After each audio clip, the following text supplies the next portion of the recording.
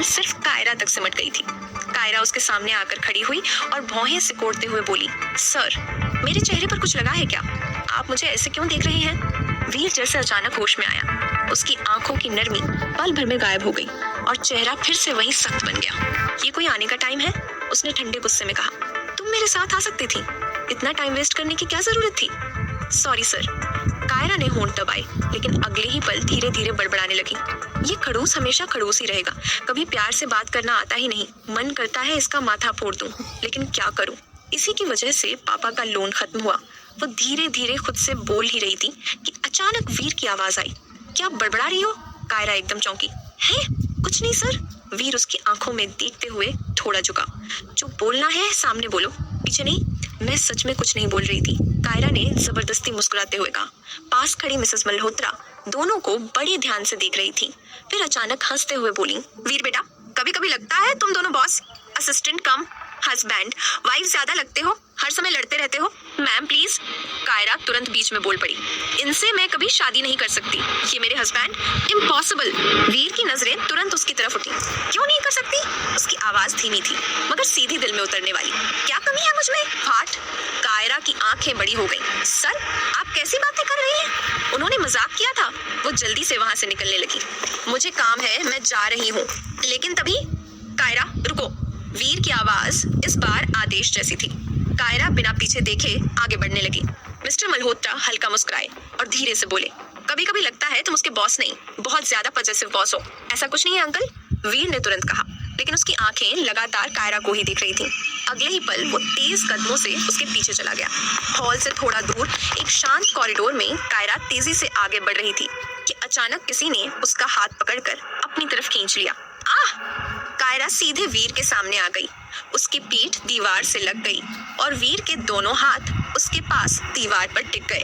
Corridor पूरी तरह खाली था। छोड़िए मुझे सर, कायरा घबराकर बोली। लेकिन वीर की आंखों में इस समय अजीब बेचैनी थी।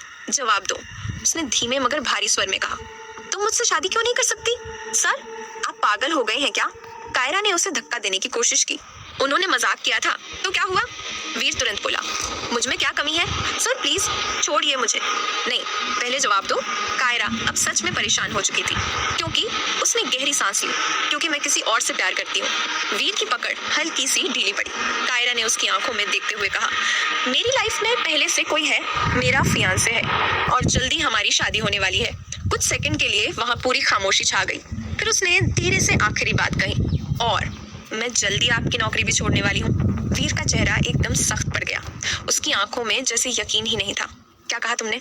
कॉरिडोर की ठंडी हवा भी उस समय जैसे भारी लग रही थी। कायरा ने धीरे धीरे अपना हाथ छुड़ाने की कोशिश की और नम आंखों से वीर की तरफ देखते हुए बोली, हाँ सर, मेरी शादी तय हो चुकी है।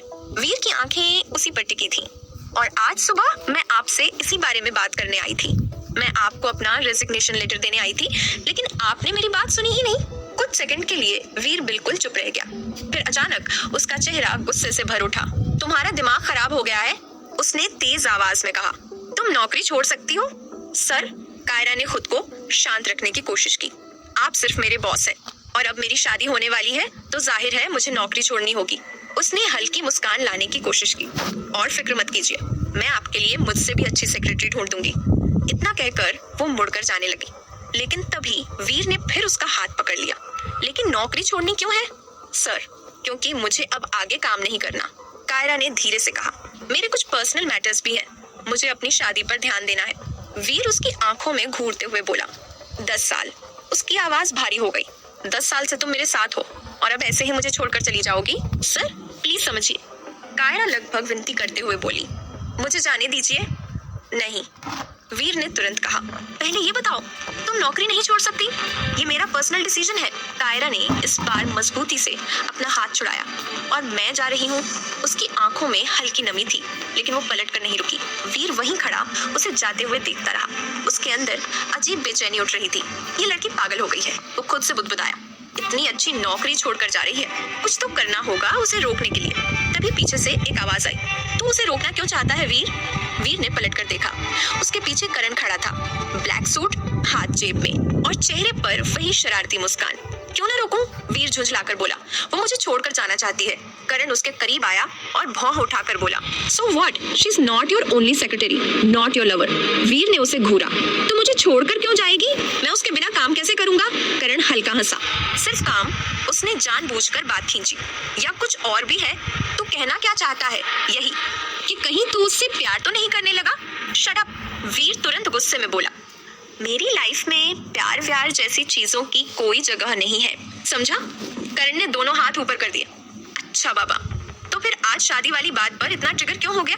वीर कुछ पल चुप रहा, फिर नजरें दूसरी तरफ करते हुए बोला, मैं शादी के लिए तैयार नहीं था। वो बस कह रही थी कि वो मुझसे शादी नहीं कर सकती। करण तुरंत मुस्कुराया। और तू बस ये जानना चाहता था कि क्यों नहीं कर सकती? वीर ने कुछ नहीं कहा।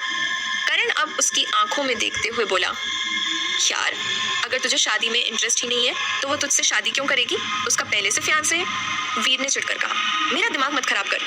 वो वहां से जाने लगा, लेकिन करण पीछे पीछे आते हुए फिर बोला, मुझे तो मामला कुछ और ही लग रहा है, ऐसा कुछ नहीं है। वीर बिना पीछे देखे बोला। करण जोर से हंसा। ओए मजनू, शट अप करण। वीर ने पलट कर घूरा, लेकिन करण की मुस्कान और चौड़ी हो गई, क्योंकि पहली बार उसने वीर की आंखों में डर दिखा था।